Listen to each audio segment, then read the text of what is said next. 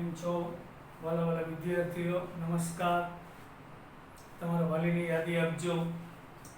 આજે આપણે બ્રિજ કોર્સના 6થા લેક્ચરમાં છીએ અને બધા ઓળખો છો કેટી સર.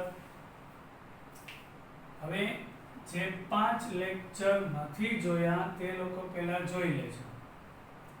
આજે આપણે 6થા લેક્ચરમાં છીએ બ્રિજ કોર્સના. myself KT sir. હવે આજે આપણે પરમાણુ ભાર અને અણુભાર વિશે શીખવાનું છે. પરમાણુ ભાર એટલે કે એટોમિક માસ, અણુભાર મોલેક્યુલર માસ. આજે આપણે આના વિશે છોકરાઓ ચર્ચા કરીશું. પરમાણુ ભાર અને અણુભાર વિશે આજે જોશું. હવે આપણે અહીંયા કન્સેપ્ટ ક્લિયર કરીએ છીએ તો સૌથી પહેલી વાત એ કરીશ, દરેક વસ્તુ કે જે પૃથ્વી પર અસ્તિત્વ ધરાવે છે અને દળ હોય છે, દરેક વસ્તુને દળ હોય છે. તો આપણે હાઇડ્રોજનનો પરમાણુ ભાર 1.00 ગ્રામ U ધોરણ 9 કે 1.008 ગ્રામ પ્રતિ મોલ લખીએ છીએ. તો શું આ એક હાઇડ્રોજન પરમાણુનું વજન છે? નહીં. એક પરમાણુ જોઈ ના શકાય તો એનું વજન ક્યાંથી થાય? અને એના કરતાં જે જોઈ ના શકાય તો એની પ્રક્રિયાઓ કેમ કરી શકાય? આપણે હાઇડ્રોજનની ક્લોરીન સાથે પ્રક્રિયા કરીએ તો હાઇડ્રોક્લોરિક એસિડ બનશે. તો અહીંયા એક અણુ હાઇડ્રોજનનો, એક અણુ ક્લોરીનનો, તો બે અણુ HCl ના બન્યા એવું કહી શકીએ ખરી, પણ એ પ્રેક્ટિકલી શક્ય નથી. એક અણુ હાઇડ્રોજનનો, એક અણુ ક્લોરીનનો કઈ રીતે હાથમાં આવે કે કઈ રીતે પ્રક્રિયા થશે? એક અણુ કે એક પરમાણુ જોઈ શકતા જ નથી. એટલે પરમાણુ ભાર અને અણુભાર હંમેશા જથ્થામાં હોય છે, અને જથ્થો છે કેમિસ્ટ્રીની અંદર મોલમાં લેવાય છે. તો ત્યાંથી આપણે પહેલા શરૂઆત કરીએ. મોલ એટલે શું? એક મોલ એટલે કે પદાર્થનો એટલો જથ્થો કે જે એક મોલ એટલે કે પદાર્થનો એટલો જથ્થો કે જે 12 ગ્રામ કાર્બન C12 માં રહેલા પરમાણુની સંખ્યા છે, એને એક મોલ કહેવાય છે. અને આ જે અંક છે એ એવોગેડ્રોએ શોધેલો હતો. તો એક મોલ એટલે, હવે તમને કહી દઉં, વિશ્વની અંદર અમુક જગ્યાએ એક પરમાણુનું વજન માપી શકાય, આખા વર્લ્ડમાં નહીં. અમુક જગ્યાએ એક સિંગલ પરમાણુનું વજન માપી શકાય છે. હવે એક મોલ એટલે પદાર્થનો એટલો જથ્થો કે જે 12 ગ્રામ, વૈજ્ઞાનિક એવોગેડ્રોએ 12 ગ્રામ કાર્બન લીધું અને એની અંદર જે પરમાણુની સંખ્યા આવી તેને એક મોલ કહેવામાં આવે છે. હવે તમને કહી દઉં, એક પરમાણુનું વજન માપવા માટે દ્રવ્યમાન સ્પેક્ટ્રોમીટર આ એક સાધનનું નામ છે, જેને દળ સ્પેક્ટ્રોમીટર પણ કહેવાય છે. તેની મદદથી એક પરમાણુનું વજન માપી શકાય છે. તો વૈજ્ઞાનિકે એક કાર્બન પરમાણુનું વજન માપ્યું તો એ 1.992648 10⁻24 મળી આવ્યું. 1.9926 × 10⁻24 ગ્રામ મળી આવ્યું. सॉरी -23 का हाँ -23 तो 12 ગ્રામ એટલે એનો મતલબ શું થયો કે સ્પેક્ટ્રોમીટર થી એક કાર્બન નું વજન ગોઈતું એવોગાડ્રો તો એ કેટલું આવ્યું 1.992648 10 - 23 ગ્રામ છે આટલું સૂક્ષ્મ થાય આનો મતલબ ખબર ને પહેલા તો 0.345678 9 10 11 12 13 14 15 16 17 18 19 20 21 22 પછી 1992648 ગ્રામ આટલું નાનું વજન થાય અને આ પોઈન્ટ છે 22 અને આ 1 અહીં 23 આંકડા આ બાજુ જાય એટલે 1.992648 10 - 23 લખાય આટલું નાનું વજન થાય તો આટલું નાનું વજન કોઈ દિવસ જોઈ શકાય ખરી દ્રવ્યમાન સ્પેક્ટ્રોમીટર સિવાય માપી પણ શકાતું નથી એટલે પછી એને કીધું કે 1.992648 ગુણ્યા 10 - 23 ગ્રામ બરાબર 1 કાર્બન પરમાણુ હોય તેથી 12 ગ્રામમાં કેટલા પરમાણુ થશે આટલા ગ્રામ બરાબર 1 કાર્બન તો આટલા એ કેટલા એટલે 12 ગુણ્યા 1 ભાગ્યા 1.992648 10 - 23 થાય છે 12 ભાગ્યા 1.992648 કરશું એટલે 6.022 1367 ભાગાકાર આવશે આ -23 ઉપર જાય એટલે +23 થઈ જાય જેને આપણે એવોગાડ્રો અંક આટલી સંખ્યાને 1 મોલ કહેવામાં આવે છે હવે ખબર પડી ગઈ આ ક્યાંથી આવ્યું તો એ રીતે આ સમજાઈ ગયું ને પહેલા 1 કાર્બન નું વજન ગોઈતું કોણે એવોગાડ્રોએ કેટલું આવ્યું 1.992648 10 - 23 બરાબર 1 કાર્બન પરમાણુ થાય તો 12 ગ્રામ કાર્બનનો જથ્થો એમાં કેટલા પરમાણુ હશે એ જે સંખ્યા છે એને એવોગાડ્રો અંક અથવા તો 1 મોલ તરીકે વૈજ્ઞાનિકે લીધેલું છે એટલે કેમિસ્ટ્રીની અંદર આપણે હંમેશા જથ્થામાં વાત કરશું એક અણુ એક પરમાણુ ક્યારેય જોઈ શકાય નહીં તો એની ગણતરી ક્યાંથી થઈ શકે આ માટે 1 મોલની વાત આવશે એટલે હવે ખબર પડી ગઈ બરાબર તો કાર્બનનો પરમાણુ ભાર 12 છે એને યુનિફાઈડ માસ અથવા તો ગ્રામ પ્રતિ મોલ એટલે 1 મોલ કાર્બનનું વજન 12 ગ્રામ છે 1 કાર્બનનું નહીં પછી હાઇડ્રોજનનો પરમાણુ ભાર 1.008 યુ છે એટલે 1.008 ગ્રામ પ્રતિ મોલ છે એટલે હવે સમજાઈ ગયું હશે આ એક હાઇડ્રોજનનું વજન નથી 6.022 ગુણ્યા આખું ના લખું તો એટલે કેટલો આંકડો છે ખબર 6.022 1367 ને ભાઈ 23 4 5 6 7 8 9 10 11 12 13 14 15 16 17 18 19 20 21 22 23 આટલો મોટો આંકડો થાય આટલા પરમાણુને 1 મોલ કહેવાય અને આટલા પરમાણુનું વજન કાર્બન માટે 12 ગ્રામ થાય અને આટલા પરમાણુનું વજન હાઇડ્રોજન માટે હાઇડ્રોજનના આટલા પરમાણુ લેશું તો 1.008 ગ્રામ થશે આપણે ગણતરીની સરળતા માટે પોઈન્ટ અહીંયા લઈ જાય એટલે આપણે 23 આંકડા ખસીશું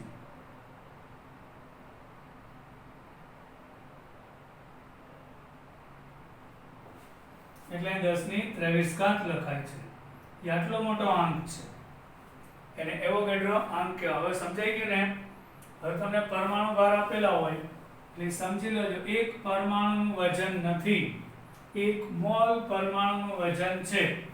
પછી હું કહું ઓક્સિજનનો પરમાણુ ભાર 16 છે. એટલે હવે તમને વિચાર આવી ગયો. 16 યુ યુનિફાઈડ માસ એટલે કે ગ્રામ, આનો એકમ છે. યુ એટલે ગ્રામ પ્રતિ મોલ, યુનિફાઈડ માસ ગ્રામ પ્રતિ મોલ. એટલે હવે 16 ગ્રામ એટલે સમજાઈ ગયું ને. એટલે એક ઓક્સિજનનું વજન 16 ગ્રામ ના હોય છોકરાઓ.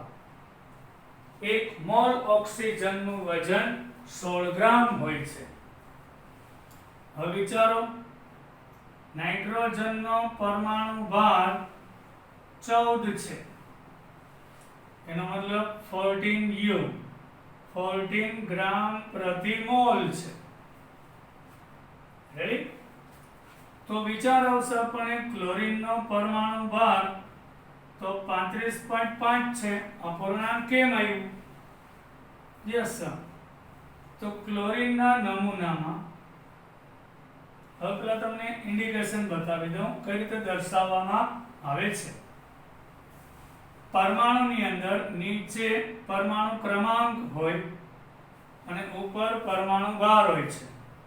અહીંયા 17 આમ પણ લખાય અથવા આમ પણ લખાય છે.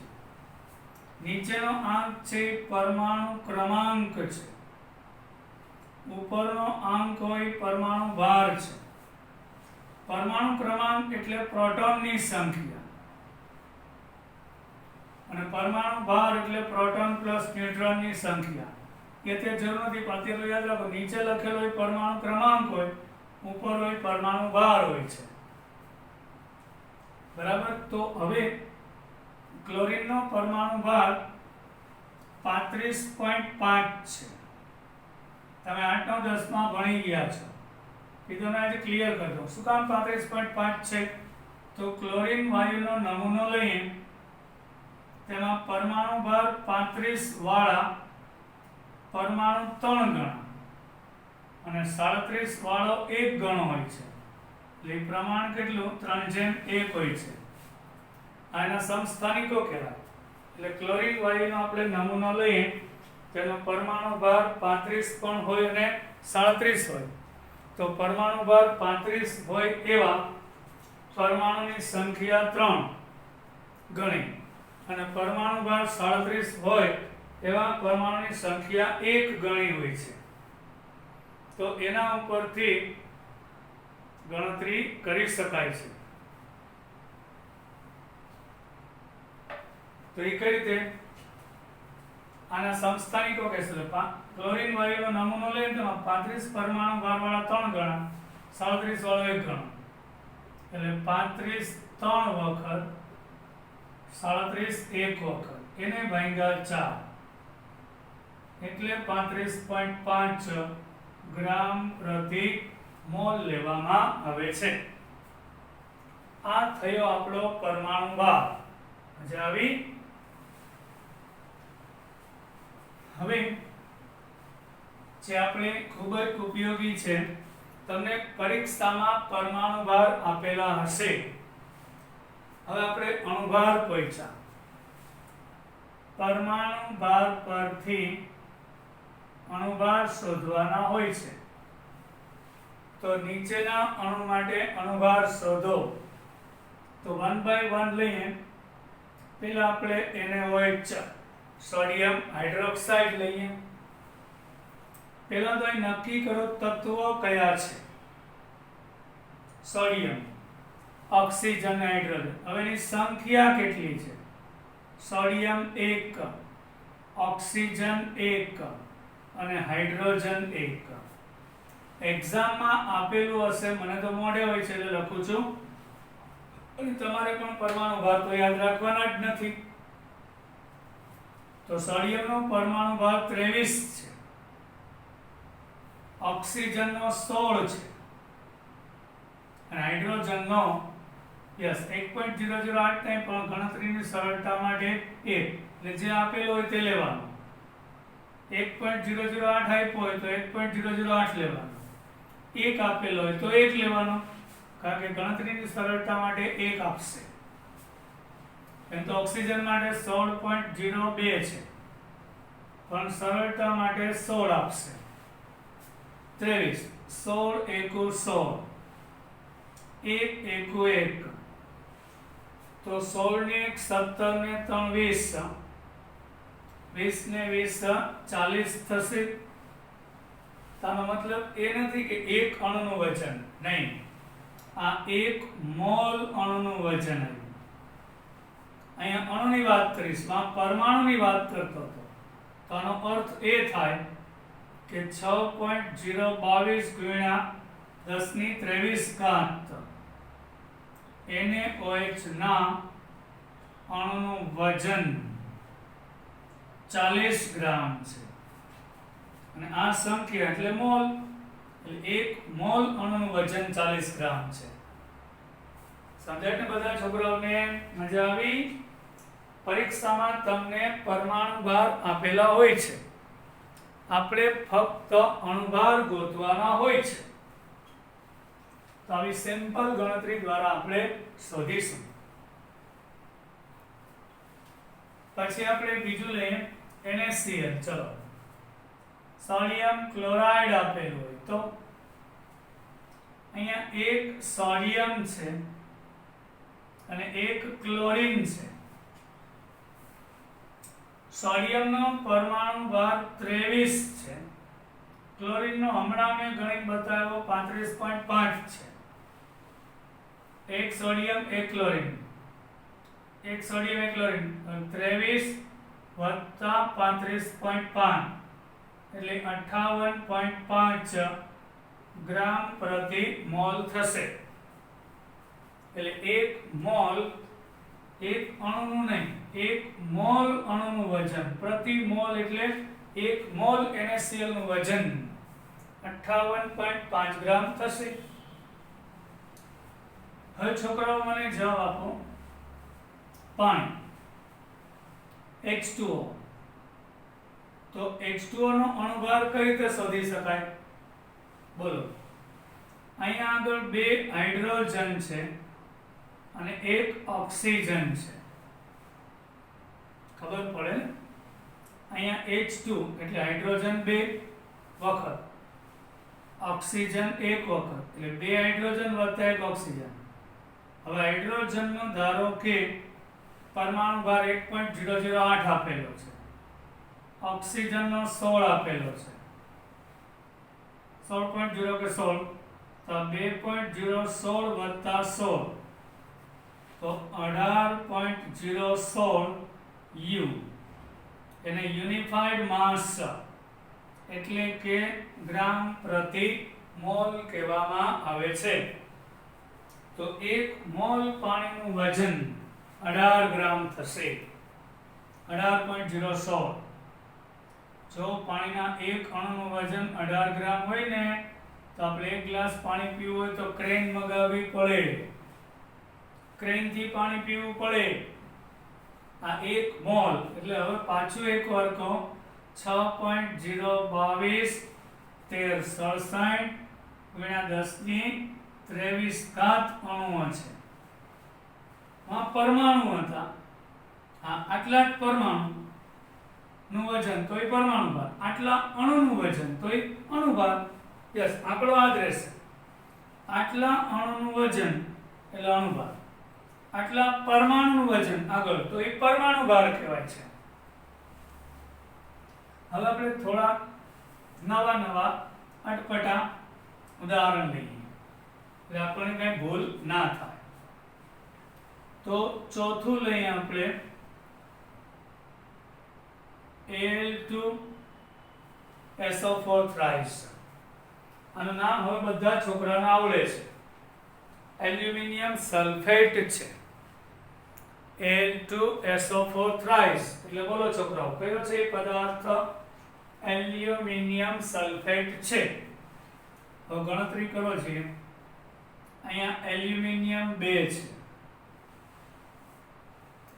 સલ્ફર 3 છે, આખા કૌંસને 3 વડે ગુણવાનું, અંદરનું બધું ત્રણ ગણું થાય. આ તો અલગ જ છે, 3 અહીં નહીં ગણે, કૌંસની બહાર છે, એલ્યુમિનિયમ 2 પતી ગયું.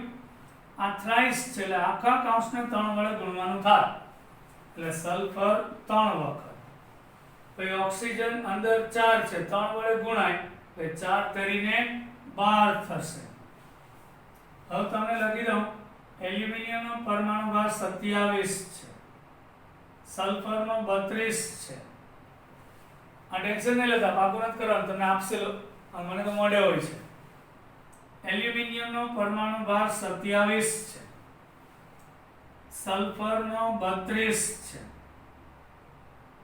અને ઓક્સિજનનો 16 છે. તો 27 દુ 54 થશે. આ 3 દુ 6 અને 3 તરી 9 એટલે 96 થશે. 16 ગુણ્યા 12 કરો.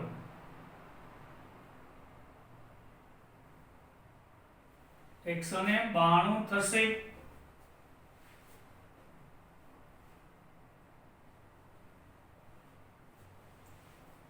એટલે 342 થશે.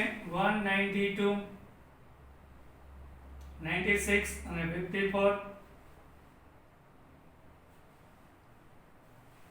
એ યુનિફાઈડ માસ U છે એટલે 342 ગ્રામ પ્રતિ મોલ થશે. સમજાયું છોકરાઓ? આ થયો અણુભાર આપણો. હવે ઘણી વખત આવું આપેલું હોય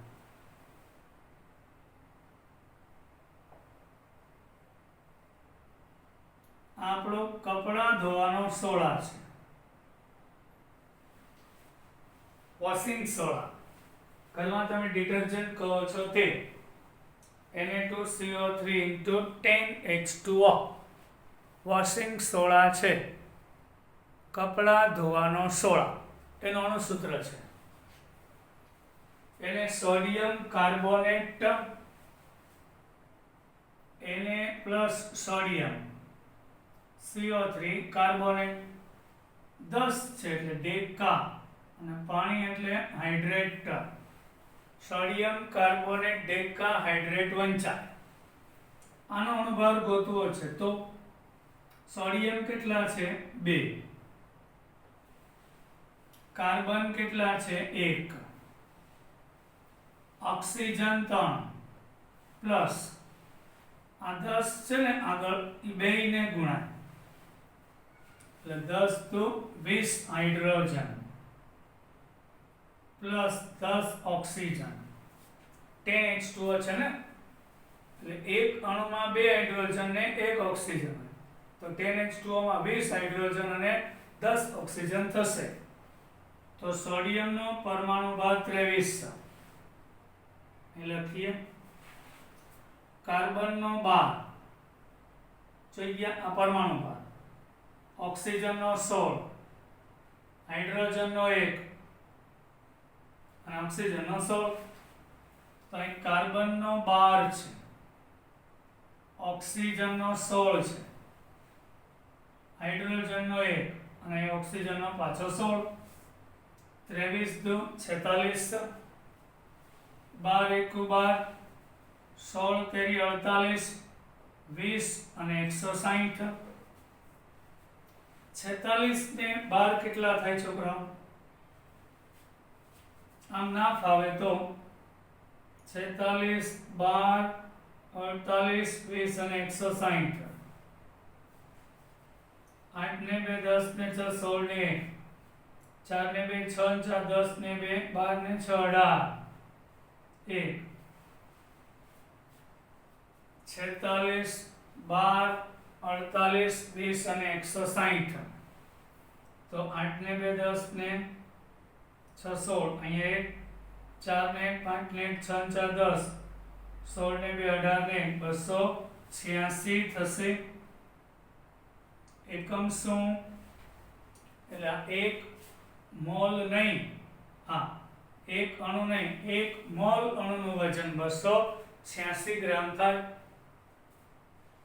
એટલે સોડિયમ કાર્બોનેટ ના 1 મોલ અણુ હશે તો 286 ગ્રામ વજન ધરાવે અને 286 ગ્રામ વજન એટલે એમાં 1 મોલ અણુ હશે એવું કહી શકાય છે. હવે આપણને મોલ શોધવા હોય તો શોધી શકાય છે. યસ. તો આપણે હજી એકવાર ઉદાહરણ લઈએ. બરાબર, તમને પોટેશ એલમ ફટાકડીનું સૂત્ર આપેલું હોય, ખબર છે ફટાકડી એટલે શું? ચોમાસામાં પાણી ડોળું હોય છે અને ડોળ દૂર કરવા આપણે K2SO4 Al2SO4 થ્રાઇસ આ ફટાકડીનું સૂત્ર છે. એનું રાસાયણિક નામ પોટેશ એલમ છે. આ ફટાકડી. આવું કોઈ લાંબુ સૂત્ર આપેલું હોય તો એનો અણુભાર પણ ગોતતા આવડવો જોઈએ. પરીક્ષામાં પરમાણુ ભાર આપેલા હશે. પોટેશ એલમ ફટાકડી. અહીંયા આગળ 2 પોટેશિયમ છે, 1 સલ્ફર છે અને 4 ઓક્સિજન છે. 2 પોટેશિયમ, 1 સલ્ફર, 4 ઓક્સિજન વત્તા 2 એલ્યુમિનિયમ, 3 સલ્ફર,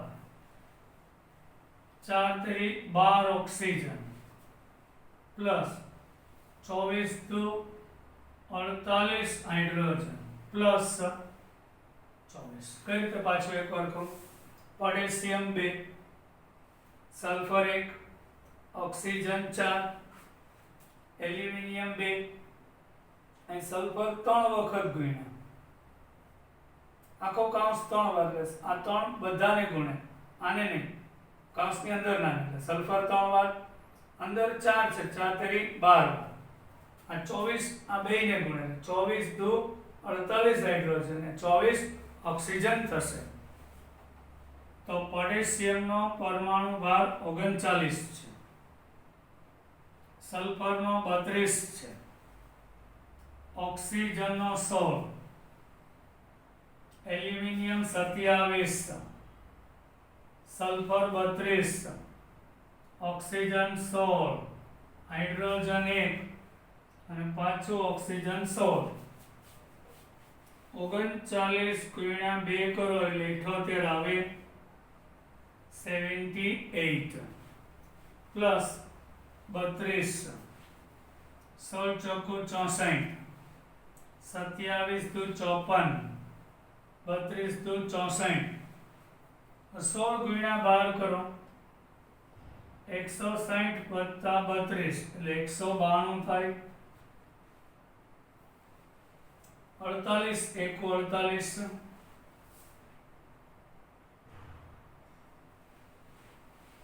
54 અને 3 દુ 6, 96 આવશે.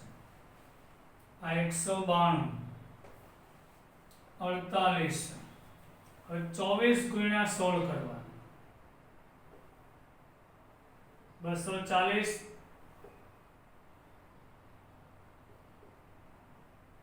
384 થશે.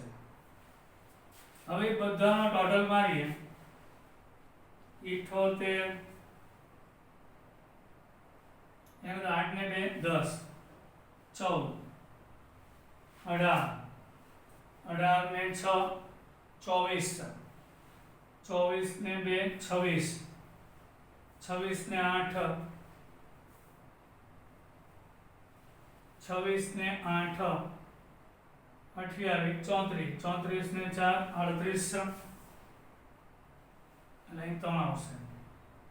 8 ને 3 11, 11 ને 4 15, 15 ને 9 15 ને 5 24, 24 ને 9 33, 33 ને 5 38, 38 ને 6 44, 44 ને 3 47, 47 ને 7 47 ને 7 54, એટલે અહીંયા 5 આવશે, આ 5 ને 3 8, 8 ને 9 એટલે 948 ગ્રામ પ્રતિ મોલ થાય. એટલે આપણે 948 ગ્રામ ફટકડી લઈએ તો 1 મોલ હશે, અથવા 1 મોલ ફટકડી લઈએ તો એનું વજન 948 ગ્રામ થશે. આ થયો છોકરાઓ. હવે તમે કહે સાહેબ આવું બધું આપણે શું કામ ભણીએ? આ બધી ગણતરીઓ આપણે 11-12 સાયન્સમાં આવશે. પરમાણુ ભાર પરથી અણુભાર ગોતવાનું પરીક્ષામાં પૂછાય છે, એટલે આપણે આ બધું શીખીએ છીએ. હવે તમે છે ને હોમવર્કમાં તમારી બુકની અંદર જે કોઈ સૂત્ર હોય એના પરમાણુ ભાર પરથી અણુભાર મોઢે ગણજો. પાછો એકવાર કહી દો, KOH એને આપણે બજારમાં કોસ્ટિક સોડા કહીએ છીએ, એટલે કોસ્ટિક પોટાશ. NaOH ને કોસ્ટિક સોડા કહેવાય છે. આ બધા નામ પણ યાદ રાખજો. કોસ્ટિક સોડા છે. સોડિયમ હાઇડ્રોક્સાઇડ પણ બજારમાં કોસ્ટિક સોડાથી વેચાય છે. KOH પોટેશિયમ હાઇડ્રોક્સાઇડ પણ બજારમાં કોસ્ટિક પોટાશથી વેચાય છે. હવે KOH નું લેવું હોય તો 1 પોટેશિયમ, 1 ઓક્સિજન અને 1 હાઇડ્રોજન છે ને. પોટેશિયમનો પરમાણુ ભાર 39 છે, ઓક્સિજનનો પરમાણુ ભાર 16 છે અને હાઇડ્રોજનનો 1 છે. એટલે 39 + 1 + 16 એટલે 56 ગ્રામ પ્રતિ મોલ થશે. યસ, આનો શું કહેવાય? અણુભાર કહેવાય. ઓલા બધા હતા પરમાણુ ભાર હતા, આ અણુભાર કહેવામાં આવે છે છોકરાઓ. તો આયન હોય તો આયનને પણ વજન હોય જ ને છોકરાઓ. જેમ કે ખાલી SO4 - 2 લઈએ મળે. યસ, આને ધ્યાનમાં નહીં લેવાનું. 1 સલ્ફર, 4 ઓક્સિજન. બસ, સલ્ફરનો 32 છે તો 1 મોલ આયનનું વજન મળશે આ 16, તો 32 + 64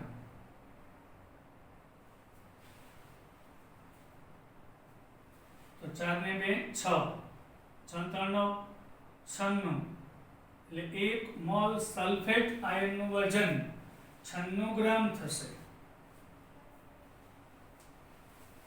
હવે ફોસ્ફોરિક એસિડ લઈએ H3PO4.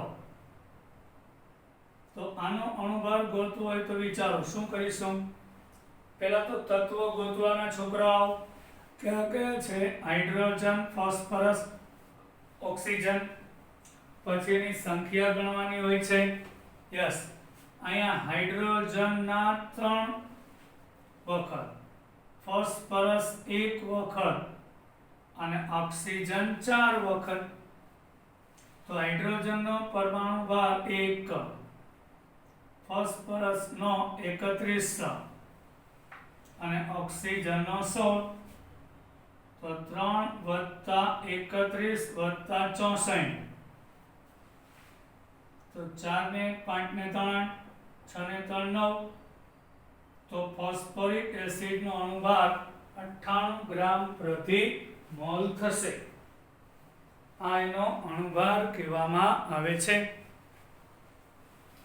પરમાણુને પરમાણુ ભાર હોય, અણુને અણુભાર હોય છે. તો આ ફોસ્ફોરિક એસિડનો અણુભાર મળ્યો 98 ગ્રામ પ્રતિ મોલ. ચલો હવે આજે આપણે K2CO3 લઈએ. નામ શું? Potassium carbonate. તો આનો અણુભાર કેમ મળશે? અહીં 2 પોટેશિયમ છે, 1 કાર્બન છે અને 3 ઓક્સિજન હોય છે. પોટેશિયમનો 39, કાર્બનનો 12 અને આનો 16.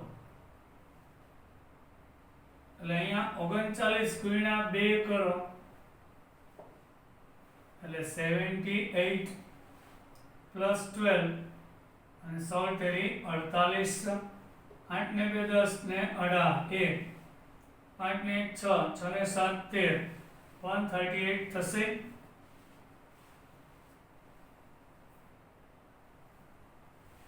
ગ્રામ પ્રતિ મોલ. આ થયો અણુભાર. હવે સમજાઈ ગયું ને?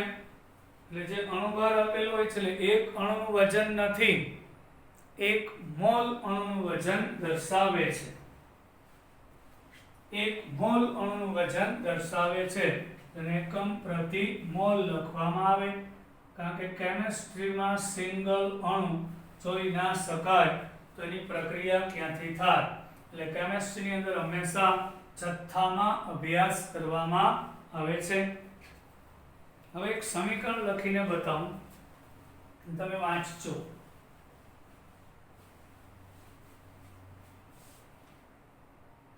H2 plus Cl2 gives to HCl. તો આને શું વાંચીશું? જો આગળ કાંઈ ન હોય એટલે 1 મોલ હાઇડ્રોજનનો અણુ 1 મોલ ક્લોરીનના અણુ સાથે પ્રક્રિયા કરે, અહીંયા 2 છે એટલે બે અણુ નહીં વાંચવાના, 2 મોલ HCl આપે છે. સમીકરણ આ રીતે વાંચવાનું રહેશે. 1 મોલ હાઇડ્રોજન 1 મોલ ક્લોરીન સાથે, આગળ કંઈ ન હોય એટલે 1 હોય છે, એટલે 1 મોલ હાઇડ્રોજન 1 મોલ ક્લોરીન સાથે પ્રક્રિયા કરે તો 2 મોલ હાઇડ્રોક્લોરિક એસિડ આપે છે. હવે આપણે વાંચીએ NaOH. હવે તમને સમીકરણ વાંચતા આવડી ગયું. NaOH વત્તા HCl. ગયા પીરિયડમાં તમને સંતુલન શીખવાયું,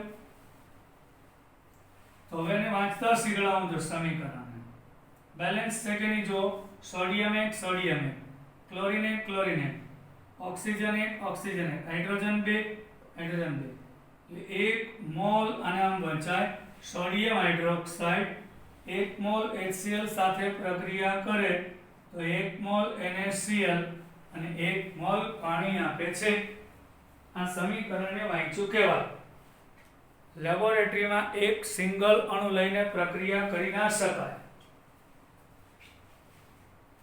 બરાબર. હવે આપણે NaOH માં સલ્ફ્યુરિક એસિડ નાખીએ, સોડિયમ હાઇડ્રોક્સાઇડ વત્તા સલ્ફ્યુરિક એસિડ, એમાંથી Na2SO4 અને પાણી બનશે. અહીં સોડિયમ કેટલા છે? 1, અહીંયા 2 લાઈન 2. હવે સલ્ફર કેટલા છે? 1, અહીં 1 છે જ. ઓક્સિજન 4 ને 2 6, તો 4 અહીંયા 2 મૂકવાના. હાઇડ્રોજન 4, તો આ 2 અને 2 4 થઈ ગયા. તો આને કેમ વંચાય? 2 મોલ સોડિયમ હાઇડ્રોક્સાઇડ, સંતુલન કર્યા પછી જ વાંચવાનું. 2 mall sodium hydroxide 1 mall H2SO4 આરે પ્રક્રિયા કરે તો 1 મોલ સોડિયમ સલ્ફેટ અને 2 મોલ પાણી આપે છે. એના ઉપરથી વજનની વાત પણ કરી શકાય. 1 મોલ NaOH નું વજન એટલે 40 ગ્રામ, તો બેનું કેટલું? એટલે 80 ગ્રામ NaOH. આ 1 મોલ એટલે 98 ગ્રામ, એટલે આવું કહી શકાય. 80 ગ્રામ NaOH 98 ગ્રામ H2SO4 આરે જોડાય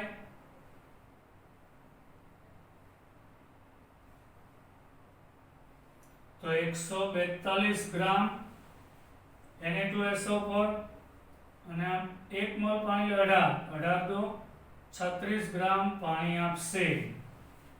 આવું પણ કહી શકાય પ્રિડિક્શન. એના ઉપરથી H2 છે એટલે 2 ગ્રામ હાઇડ્રોજન 35.5 ગુણ્યા 2 એટલે 2 ગ્રામ હાઇડ્રોજન 71 ગ્રામ ક્લોરીન આરે જોડાય તો 1 વત્તા 35.5 એટલે 36.5, એને ગુણ્યા 2 એટલે 73 ગ્રામ HCl બનશે. આવી બધી ગણતરીઓ હોય છે. મજા આવી? પાછું એકવાર કહી દઉં, 1 મોલ હાઇડ્રોજન 1 મોલ ક્લોરીન સાથે પ્રક્રિયા કરે તો 2 મોલ. તો આના માટે અણુભાર આવડવો જરૂરી છે કે નહીં? મજા આવી છોકરાઓ? સાચું કહેજો. તો 1 મોલ હાઇડ્રોજન, તો લાઈક કરજો, શેર કરજો, બીજાને મોકલજો, એમને પણ ફાયદો થાય, અને સબસ્ક્રાઇબ કરવાનું ભૂલતા નહીં. 1 મોલ હાઇડ્રોજન એટલે 2 ગ્રામ, તો 2 ક્લોરીન છે તો 35.5 ગુણ્યા 2 એટલે 71 થાય. અરે આ અણુભાર 71 છે, આનો અણુભાર 2 ગ્રામ થાય. એક હાઇડ્રોજન હોય તો એનો પરમાણુ ભાર 1, તો અહીં H2 નો અણુભાર 2 થાય ને એમ. પછી ક્લોરીન નો પરમાણુ ભાર 35.5, પણ આ અણુનો 35.5 ગુણ્યા 2 એટલે 71 થાય ને એમ. પછી HCl નો અણુભાર 1 + 35.5 એટલે 36.5, એને ગુણ્યા 2 કરો એટલે 73 ગ્રામ થાય. એટલે 2 ગ્રામ હાઇડ્રોજન 71 ગ્રામ. સંતુલિત સમીકરણ ઉપરથી આવા ગણતરીઓ આવશે. તો 1 મોલ એને હોય 40 ગ્રામ, તો 2 નું કેટલું થાય? 80. 1 મોલ H2SO4 એટલે 98 ગ્રામ. 1 મોલ Na2SO4 એટલે 142 અણુભાર. 2 મોલ પાણી, તો 1 મોલ પાણીનું 18, તો 2 નું 36. એટલે આવું કહી શકાય. આવી ગણતરીઓ જાતે ઘરે કરજો, બહુ જ મજા આવશે. તમારા વાલીને યાદી આપજો. બરાબર? કંઈ કામ હોય તો તમે મને ફોન કરી શકો છો, નંબર તમને આપેલો જ છે, છતાં પણ એક વખત આપી દઉં.